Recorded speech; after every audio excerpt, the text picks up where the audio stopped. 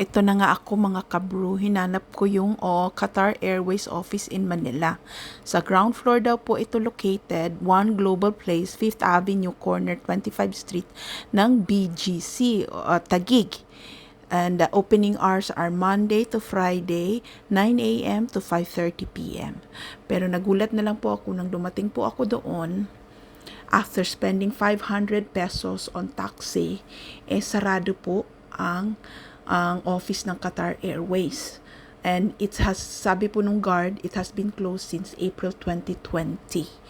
At nakalagay din po doon, may notice na inabot si guard na pumunta daw po diretso sa airport na lang for any inquiries about flights. Ayan ayan yung notice na binigay ni guard. So, ano po magagawa natin? Kung alam ko lang na 3 naman pala, didiretso, sana Paranaque lang po ako, sana dumiretso na lang ako doon at nakatipid pa ako sa pamasahe.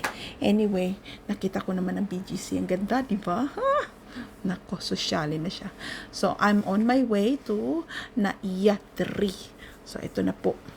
So, ang sabi ko dun sa taxi driver is go to the departure area. Kasi sa Bay 7 po, pwede po kayong pumasok libre. Non-passengers po yun. So, ito nakita ko na nga po yung office ng Qatar Airways. Pero walang tao. 3 p.m. pa daw po ang opening. So, waiting ang beauty mo. Anyway, marami naman kami. So, okay lang. So, ito po ay matatagpuan sa second floor ng Naiya 3. Ayan, blue zone. Nandyan po lahat ng offices ng mga major airlines. So, toodaloo! Remember, be respectful sa mga taong makakausap nyo.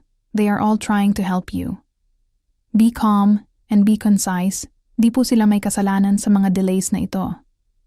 They want to help you the best they can. Kudos to all staff of Qatar Airways.